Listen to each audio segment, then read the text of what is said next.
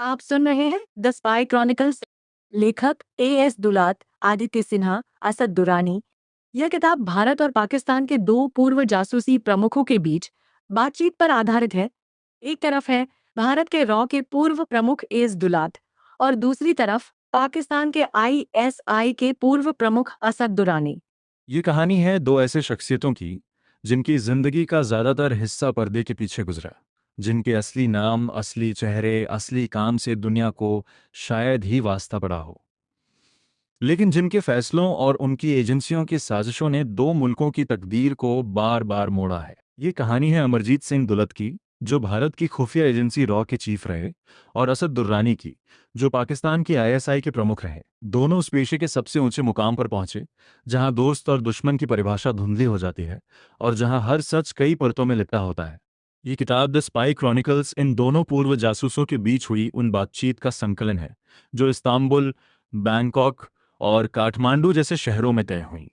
ये बातचीत कभी होटल के छतों पर धूप में बैठकर हुई, तो कभी शाम के उस वक्त जब विस्की के गिलास में बर्फ की आवाज के साथ राज खुलते गए। इन मुलाकातों का मकसद था दो पड़ोसी मुल्कों के बीच उस अंतहीन दुश्मनी को समझना जो 7 दशक से भी ज्यादा समय से जारी है, और इसी दुश्मनी के बीच एक धुंधली सी उम्मीद की किरण ढूंढना कि शायद, बस शायद, एक दिन ये सब खत्म हो जाए।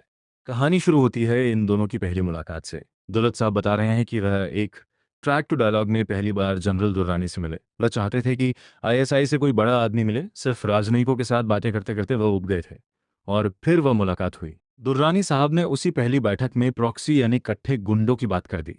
उन्होंने कहा, हर खुफिया एजेंसी प्रॉक्सी इस्तेमाल करती है।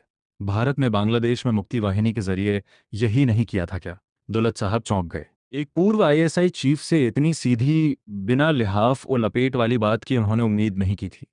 और यही वह पल था जब दोनों के बीच एक अजीब सा भरोसा पनपने लगा।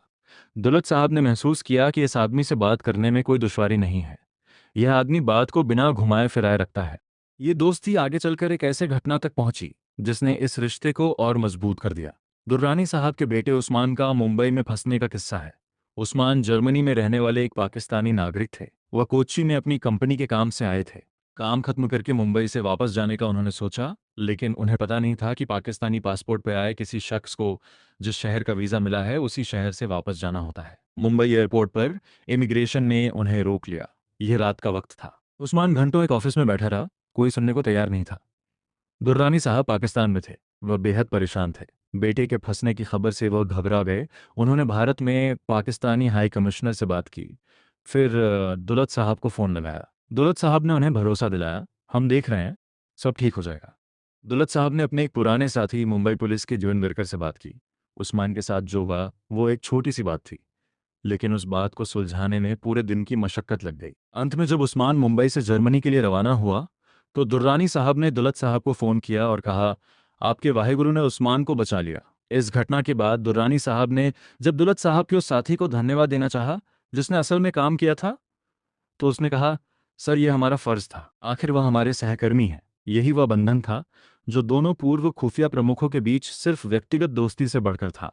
बातचीत में जब खुफिया एजेंसियों का जिक्र आया तो दोनों ने अपने अपने अनुभवों से इन एजेंसियों की तस्वीर खींची। दुर्रानी साहब ने बताया कि उनका आईएसआई तक पहुंचना भी एक दुर्घटना की तरह था। वह एक सामान्य आर्मी ऑफिसर थे, जर्मनी में डिफेंस अटैची रहे, फिर मिलिट्री इंटेलिजेंस के प्रमुख बने, और फिर 1990 में जब बेनजीर भुट्टो की सरकार गिरी तो उन्हें आईएसआई का कार्यवाहक प्रमुख बना दिया गया। उन्होंने कहा कि खुफिया एजेंसियों का काम क्लोक एंड डैगर वाला नहीं होता जैसा आम लोग सोचते हैं। ये देश के लिए एक सम्मानजनक काम है। दुलत साहब ने इस पर कहा कि आईएसआई को पाकिस्तान का डीप स्टेट कहा जाता है। दुर्रानी साहब ने इस पर सहमति जताई, लेकिन साथ ही कहा कि डीप स्टेट सिर्फ पाकिस्तान में नहीं है, अमेरिका में भी है। वहाँ पेंटागन, सीआईए और मिलिट्री इंडस्ट्रियल कॉम्प्लेक्स मिलकर डीप स्टेट बनाते हैं जो राष्ट्रपति की नीतियों को भी दरकिनार कर सकता है। दोनों ने इस बात पर सहमति जताई कि इंटेलिजेंस एजेंसियों का काम मुख्य रूप से मानवीय सूचनाओं यानी ह्यूमन इंटेलिजेंस पर टिका होता है।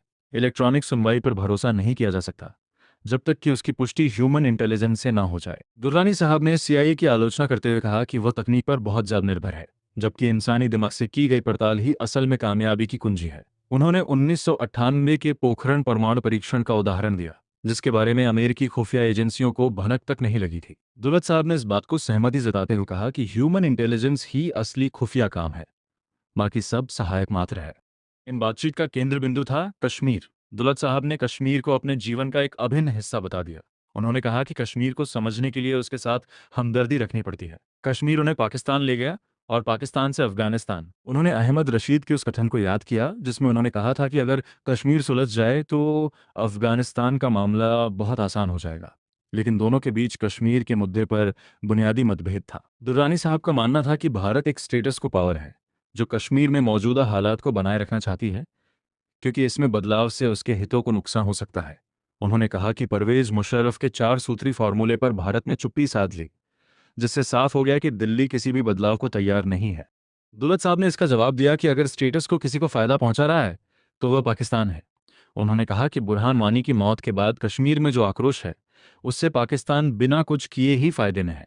लेकिन उन्होंने यह भी कहा कि लंबे समय में स्टेटस को किसी के भी काम नहीं आता।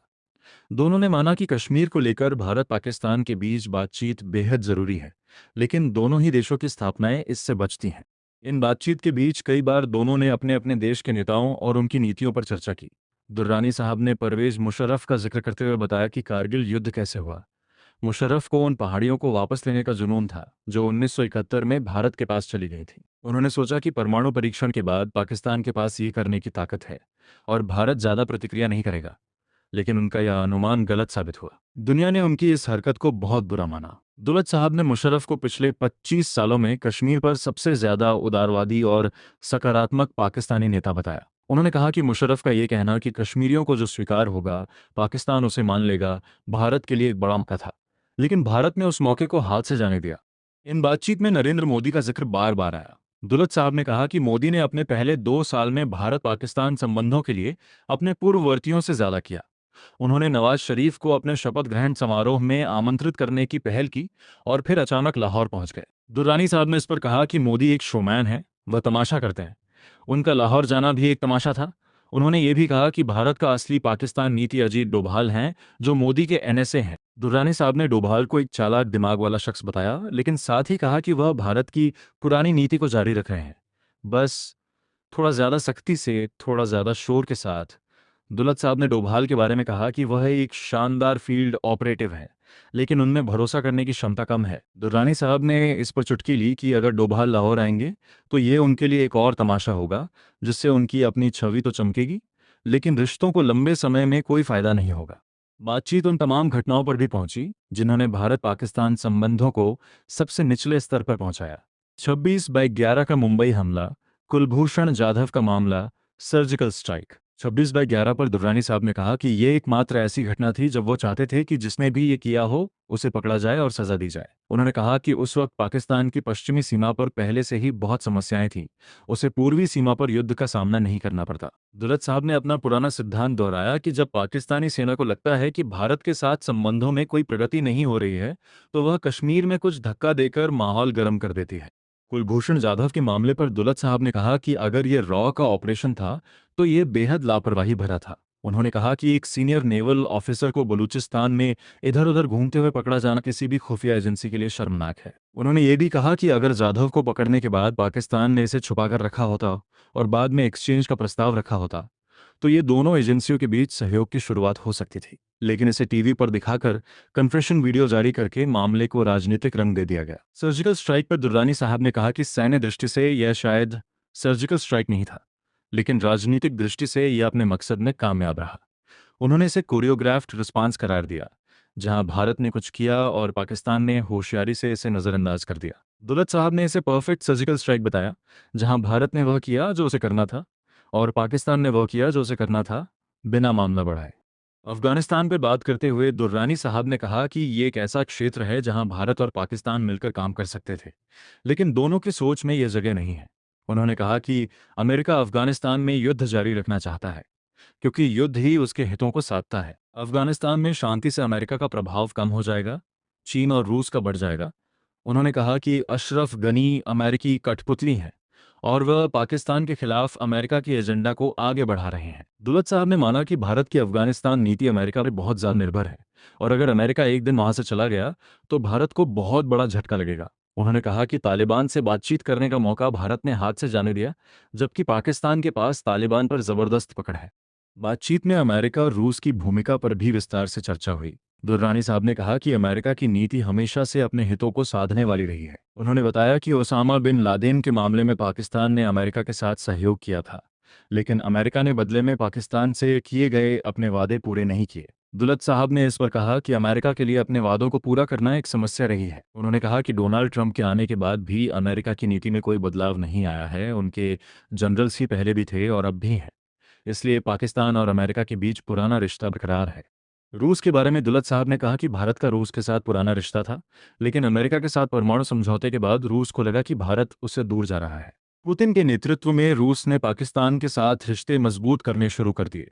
दुर्रानी साहब ने बताया कि रूस में उनकी हालिया यात्राएं कितनी सकारात्मक रही हैं और वहां के थिंक टैंक्स अब पाकिस्तान को एक नई ताकत के रूप में देखने लगे हैं। उन्होंने चीन, रूस, पाकिस्तान और ईरान की धुरी बनने की संभावना पर भी चर्चा की, जिससे अमेरिका और भारत के लिए चुनौतियां बढ़ सकती हैं।